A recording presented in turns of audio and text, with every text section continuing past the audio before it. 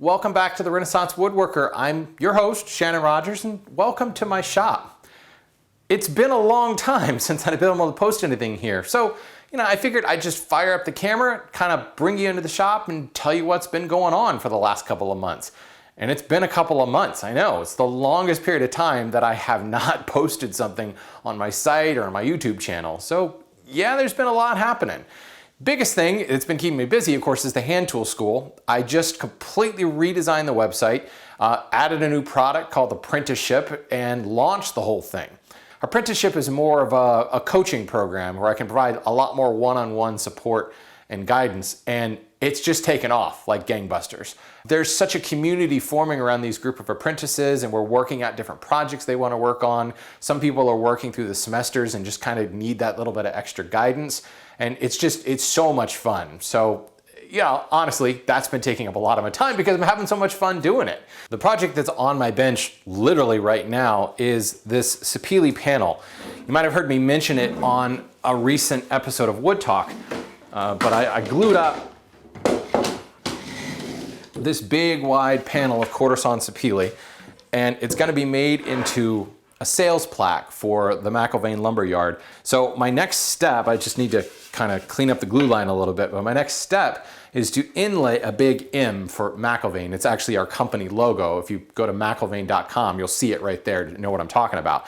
I'm gonna do kind of a line drawing, like a wireframe of that M, and we're gonna be able to put the achievement plaques on it over the months as we progress, and we'll put some sort of like title piece up here. We're gonna do engraved plaques for that, so I'll probably need to inlay that in.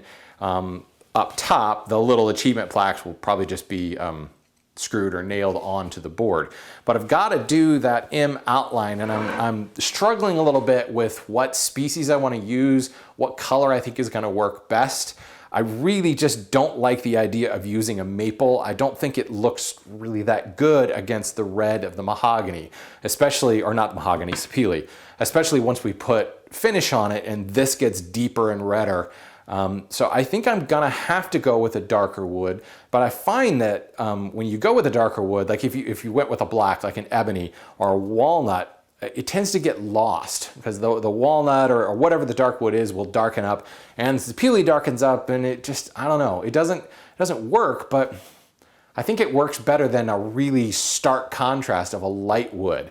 So I think to combat that, what I'm gonna need to do, instead of doing what I was thinking of kind of a stringing, like 1/8 inch wide or 16th inch wide piece of stringing, I'm gonna have to turn this into a full-blown inlay and do something that's probably 3/16 to 1/4 inch wide, so a much heavier line.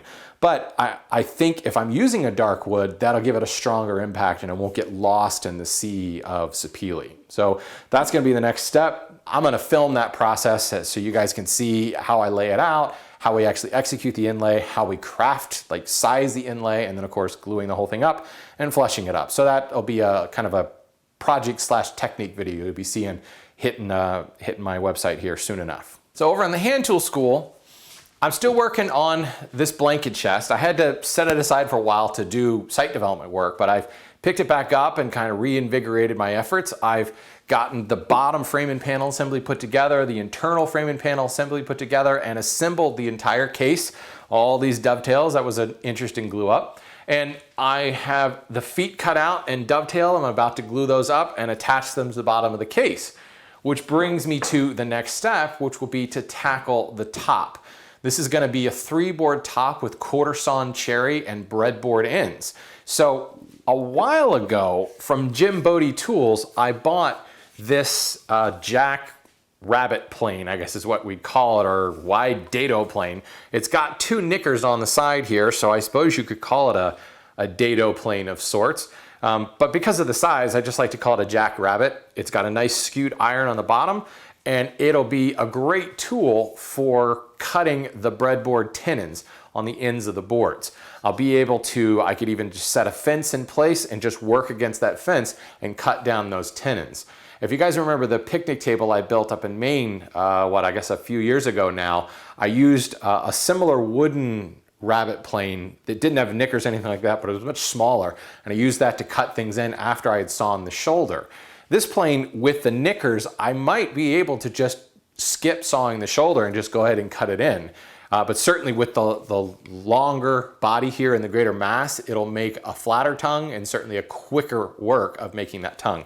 So I'm got it all tuned up. I do need to hone up the knickers a little bit more, but the blade is ready to go. The sole is in great shape. Honestly, this plane was in fantastic shape when it came from Jim. It's kind of how I buy vintage tools now. I've got a couple of dealers like Josh Clark at Hyperkitten, Ed Lebetkin down at the Woodwright School, and Jim from Jim Bodie Tools that just have such really high quality vintage tools that I don't really, I hate to say waste a lot of time, but spend a lot of time lapping soles and cleaning rust off stuff, because while I may pay a little bit more for some of their stuff, there's very little work that needs to be done on it. And that just kind of suits my style because I'm just not a tool restoration nut.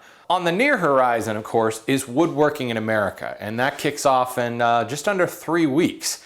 I'm really excited to be going back to the show this year. I wasn't able to go last year, but this year I'm teaching. Yeah, believe it or not, I've got 3 classes that I'm teaching. So right now, actually this weekend, I'm finishing up my handouts and things because they're due to the Popular Woodworking people on Tuesday. And I've gotten kind of the curriculum or outline of the courses I'll put together, and I'm really, really excited about this. Again, I'm teaching 3 courses. One of them, I believe it's the first one on Friday, it's kind of all about saws. The principle is if you're getting into saws, you might be a little overwhelmed. What saws do I start with? What do I look for when I'm buying a saw, both a new saw and a vintage saw? Kind of what do I walk away from? What do I realize that I can restore?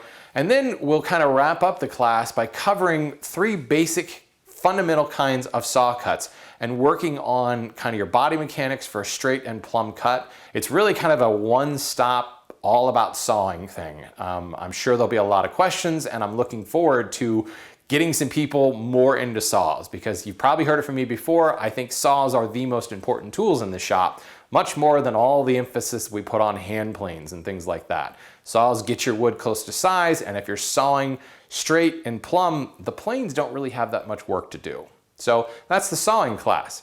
The next 2 classes are all about lumber, one of which will be a bit of a rehash of the video lesson that I did for Popular Woodworking University a couple years ago.